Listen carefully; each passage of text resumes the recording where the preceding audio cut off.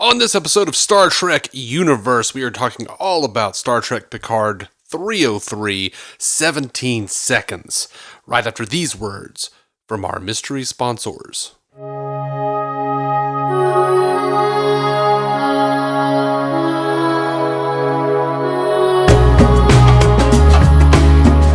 Welcome to Star Trek Universe, the podcast where you can listen in on two lifelong friends chat about Star Trek. My name is Matthew Carroll. I am David C. Robertson. Dave, a new episode of Picard up tonight. What'd you think? Man, I absolutely loved it. Yeah? I had to pause several times to giggle incessantly and rewind because I didn't know what was happening. Because you didn't know what was happening. What do you mean? Right. I just had to I was laughing and giggling so loud. I was so excited that I was missing stuff. Oh, I see. So I had to rewind it, as they say in the 90s. Yeah, as the kids say these days, rewind it. Right. I had to be kind and rewind. I had to be kind to myself. Mm-hmm. Yeah. So far, as of this episode, my fears of too much Wrath of Conning has been, what's the word I'm looking for? Well, it's been squashed a bit. Okay. So I'm very hopeful. Cool, man. I'm really glad. I really liked this episode too. It felt like some of the classic books that I love of Star Trek. I don't know. It just felt like some of the best Star Trek stuff all kind of happening. And I loved that it was the Changelings. I think that's a perfect fit for you know what we're talking about, and this era of Trek and bringing back an old enemy that this crew hasn't even had to face. It's just exciting. It's exciting to see, and I loved getting to solve it with the crew. Like when the saboteur walks in and he's not having problems with the Berterium or whatever. Yeah, I was like, can't breathe.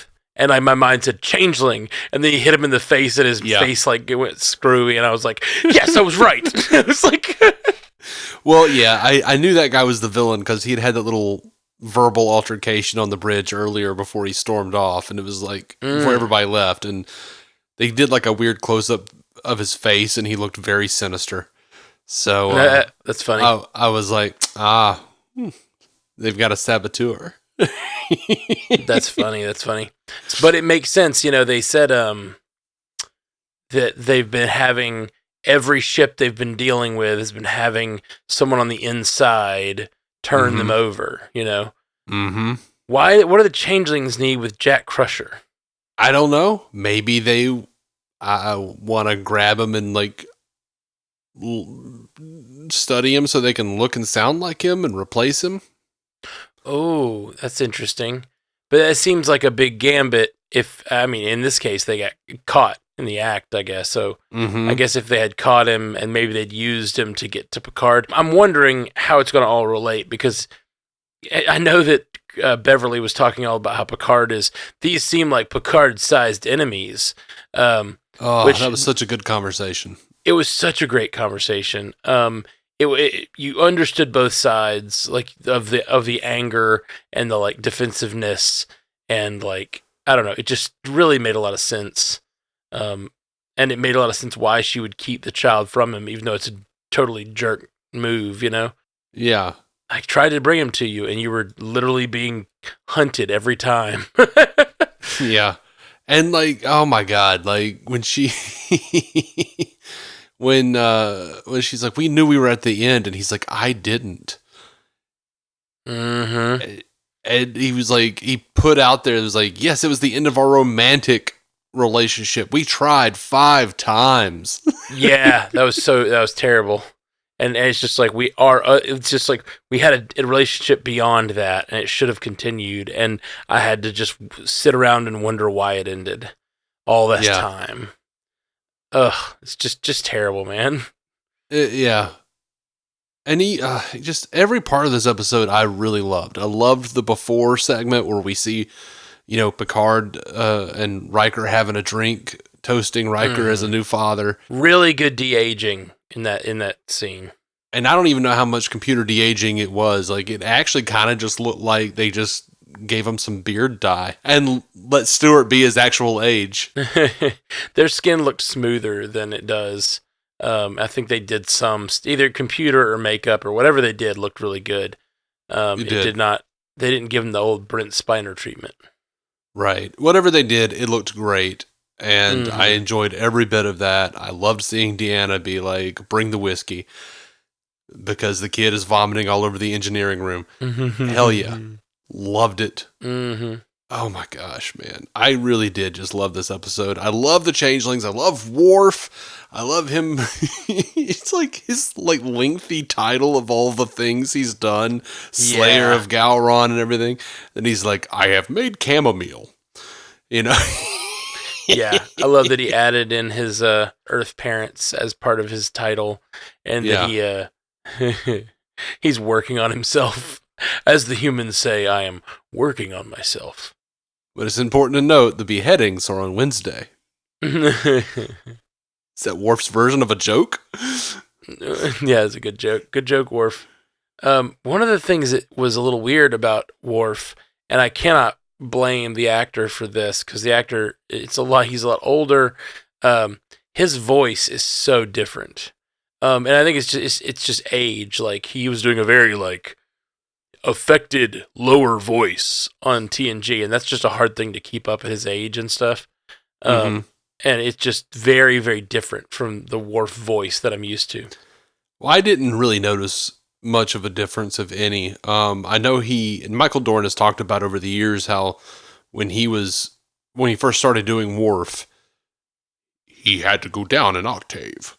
And then he did it so long that his voice just naturally got there. Yeah. That's what I'm talking about. I've heard him talk about that too, and I don't think he has that anymore.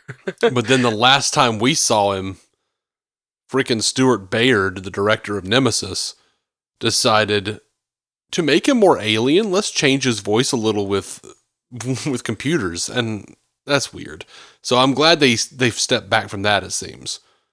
Yeah, for sure. Was that in Nemesis? That was Nemesis. He said that apparently he had them make his voice sound a little more alien. Interesting. Well, man, I just thought this was a great episode. I loved Jack Crusher and Seven kind of working together and sort of becoming acquainted with each other and friendly, and then LaForge getting in on that too. It just feels like they're really building out the crew. I felt like in this episode, I went from kind of knowing nobody of the new crew to feeling like I'm getting to know everybody, you know? Yeah. I'm getting a sense of Jack. I'm getting a sense of LaForge. Even Shaw, we're getting a better sense of. I loved him sitting on the table, bleeding to near death, and saying, how is she finding us? To Jack. It was just great. It was just that the captain obsessing over saving the crew even on his deathbed, you know?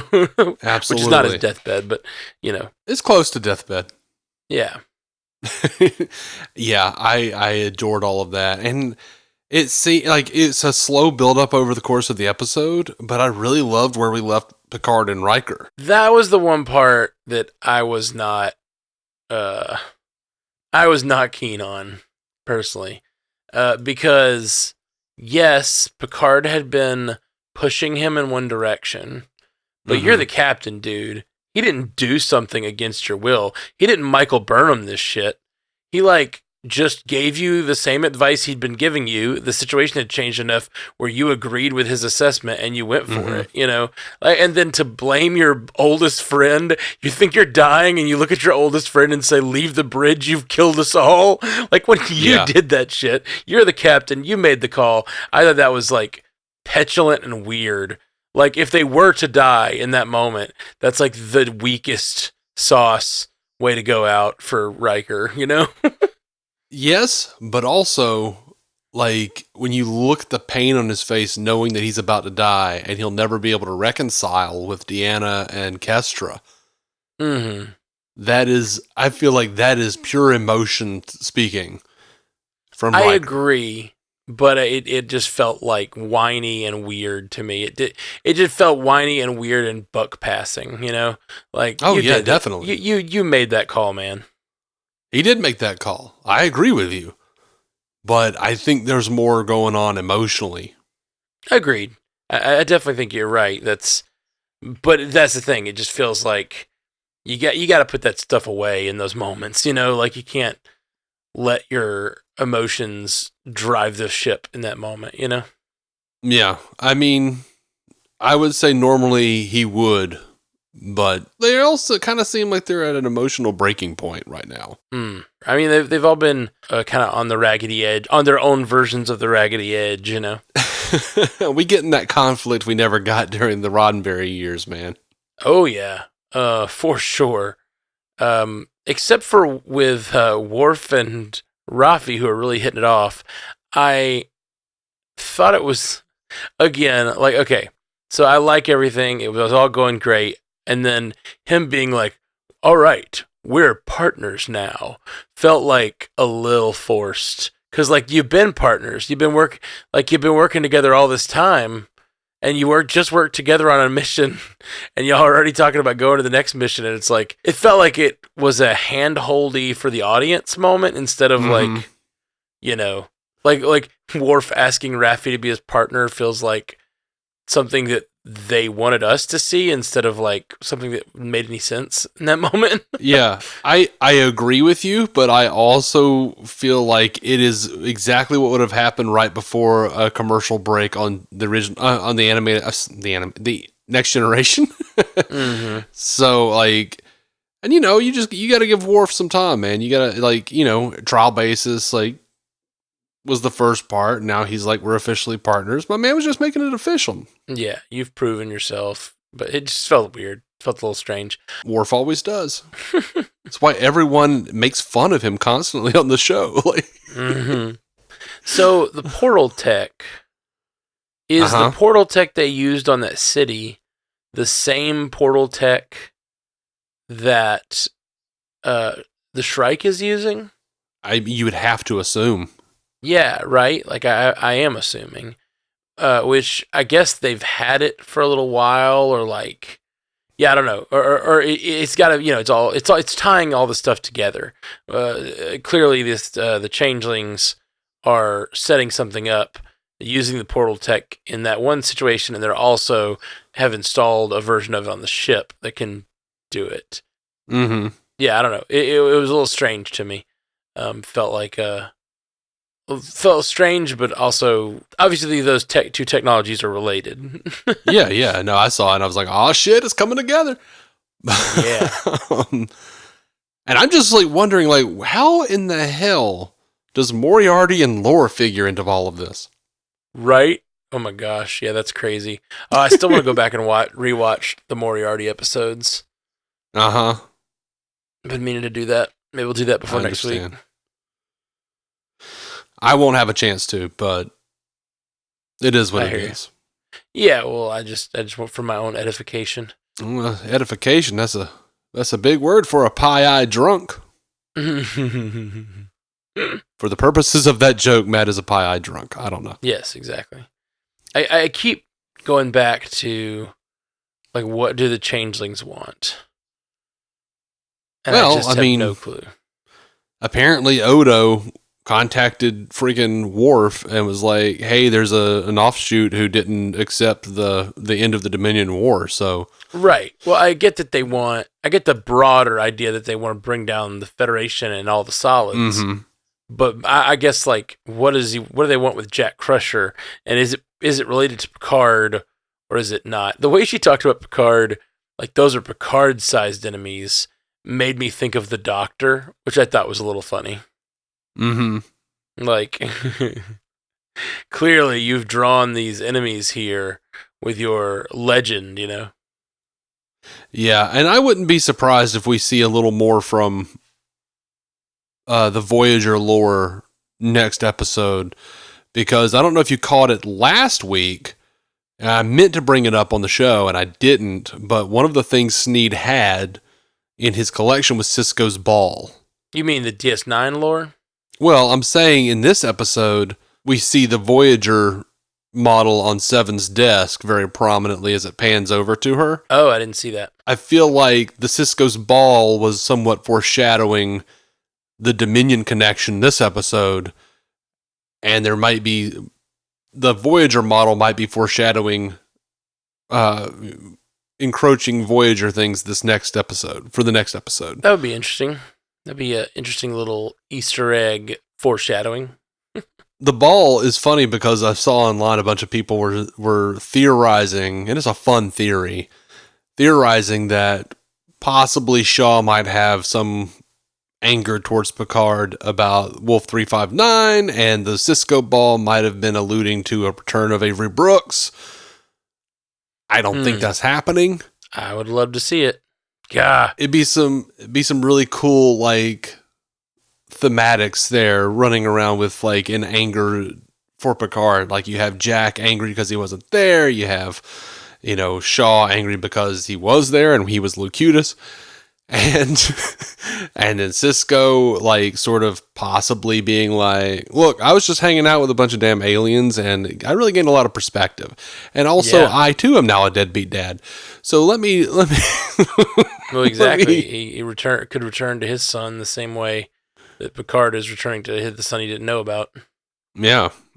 That could be interesting. I don't see it because I think they're trying to wrap the story of the Enterprise crew, and so like bringing him in as like a Deus Ex Machina, which I think is all you could do. Like the things are tipping towards war with the Dominion again, and like suddenly he's returned to us with like some either information or way to stop the war, and that'd be like kind of I feel like that would be really neat, but I don't think it would be great storytelling for the Enterprise crew. Actually, you know what, Matt?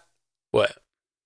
They're in this nebula that they have now said twice have electronical and biological signatures. Yeah. What if the prophets are expanding? I thought about them when they mentioned that. I was like, biological. The word biological in that made me really wonder, like, what's going on? Yeah. That biological means there's a life form in the nebula. And I think we'll find out pretty quick because they're falling towards this gravity well. And I think we're going to find out that what is at the center of this is not just a mindless gravity well, Right. Which, absolutely could be the prophets. What if Sisko can show up? I'm just like that. Yeah. And we know they, you say, what if they're expanding? But we know that they like influenced Earth like however many years ago. So they've been out among the galaxy. Well, yeah, I'm just saying like what if they're like expanding the Celestial Temple? Like what if like the Celestial Temple is not just a wormhole anymore? What if it's like evolving? It'd be interesting. I don't know, just throwing something out. I don't know how all this shit works. It's all sci-fi horseshit. But a lot of what, they were the doorway. Their Celestial Temple was the doorway to the Dominion War. So if anyone would want to stop the Dominion War, they would be a race that might have a reason to want to stop it. Maybe all that travel through the wormhole, all the weaponry, they tried to destroy it multiple times. They put those mines around it. Like, what if they see the return of the Dominion War as risking the Celestial Temple and they're stepping in to stop it? But it's something that, we're theorizing about something that probably isn't going to happen.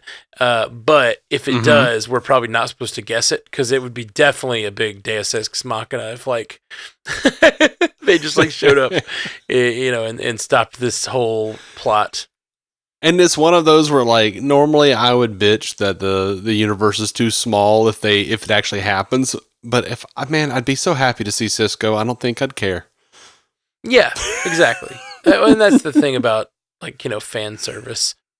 Service me. I am a fan. You gotta do it. And as long as you do it in a way that makes sense. I just don't like it when they like kind of fan service that I don't like is when they like do it to a way that jumps the shark, Yeah.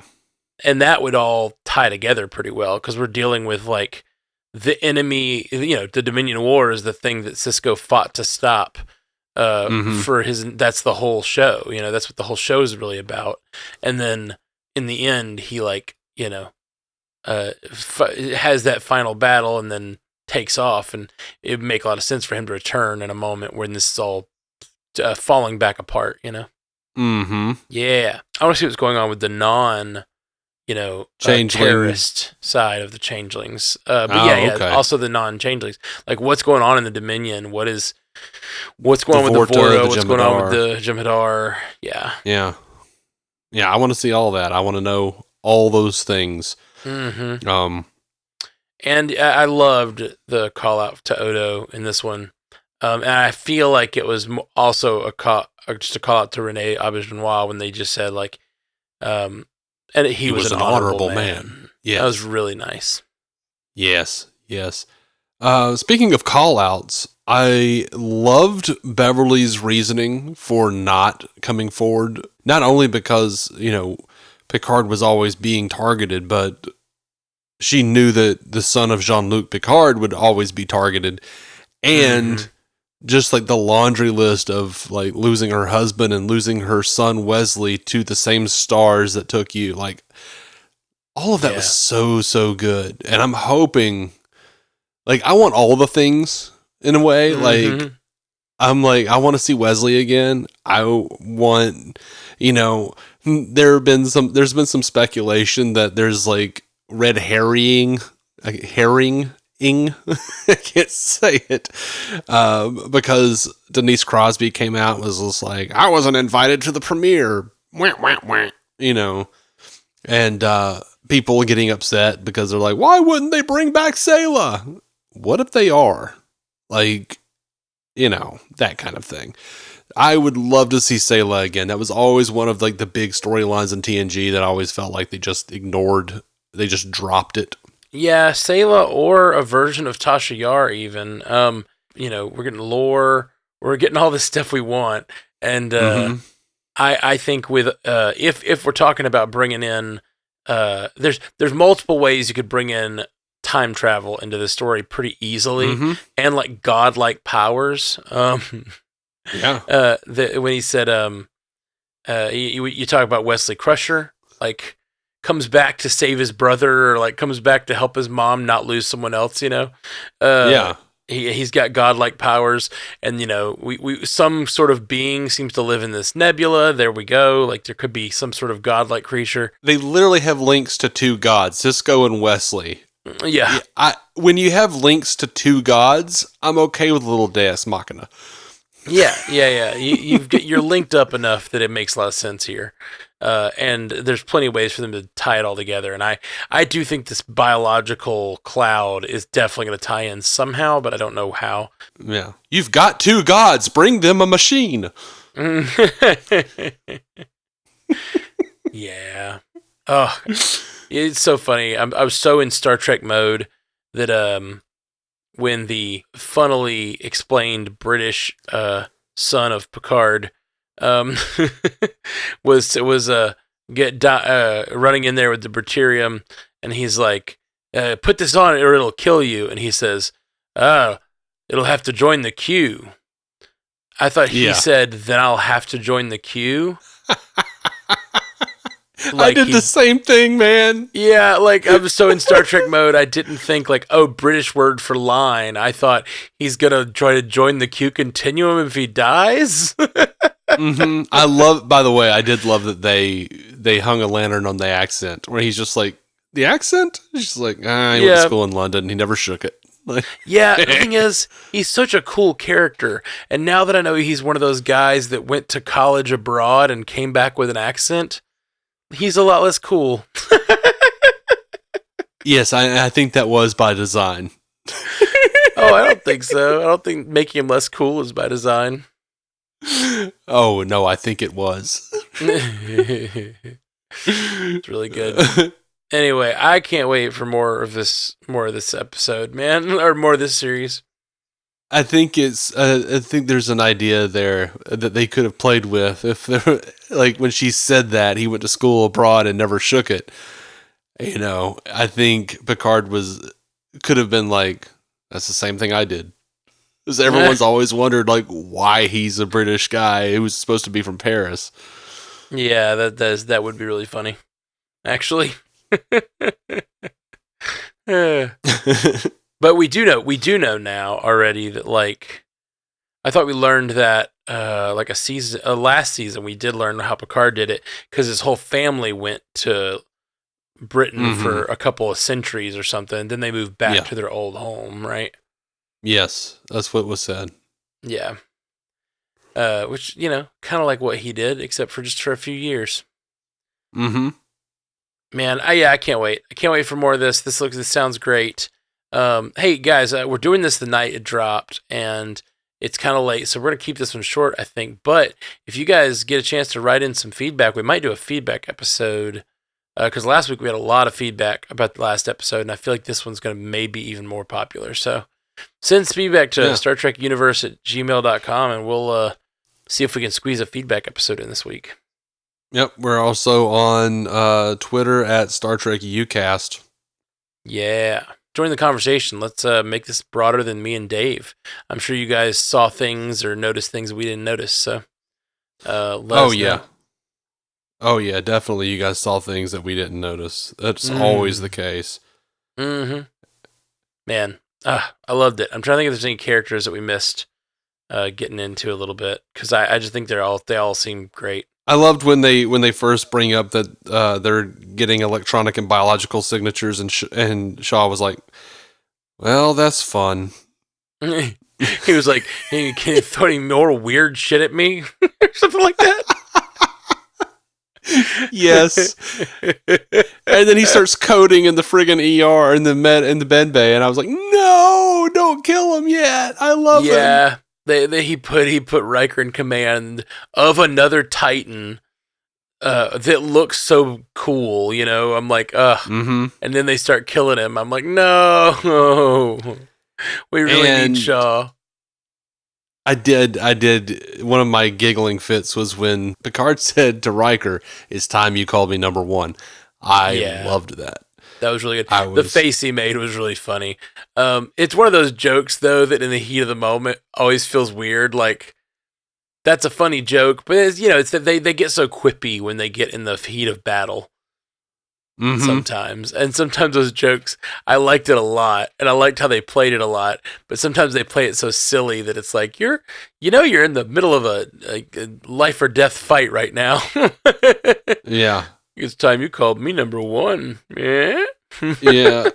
I do feel like we've somewhat glossed over because like the conversation with Beverly and Picard, because my God, like that you're always going, like, you don't do this because it's put upon you. You do this because you love it, just like, and just the whole thing about not giving him a choice. Like, who knows what kind of man I could have been. Like, it was that was gorgeous writing. It really was. And her saying, I thought I could protect my son. I didn't know if I could protect yours. That was...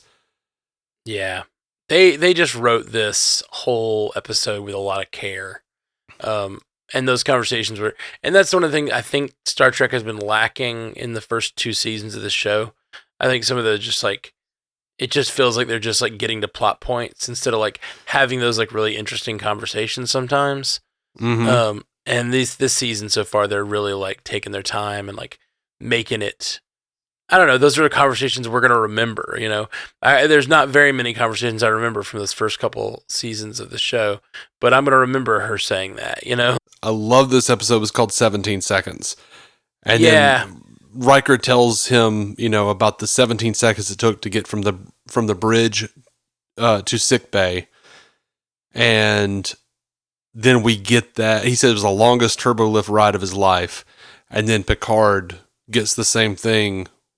We actually get that shot of him standing in the turbo lift, thinking, "Oh, this is it."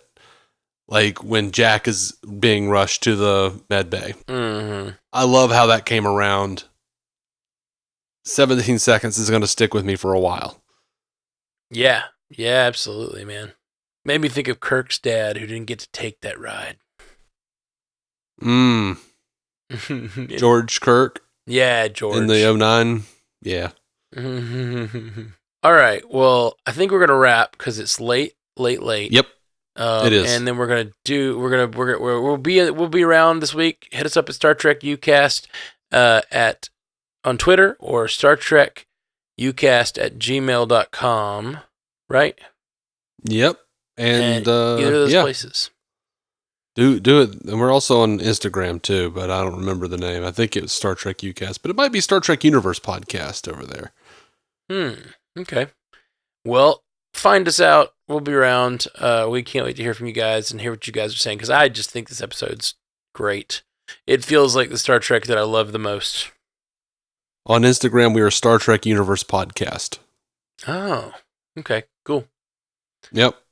All right, guys. We'll be back soon. Peace. Jolan True. Live long and prosper. Thank you for listening to the Star Trek Universe Podcast, a Stranded Panda production. If you'd like to hear more from David C. Robertson, check out the DC On Screen podcast or maladjusted.tv for his web videos. If you'd like to hear more from Matthew Carroll, check out the Marvel Cinematic Universe podcast or listen to his music. Just search for Matthew Carroll anywhere you get music.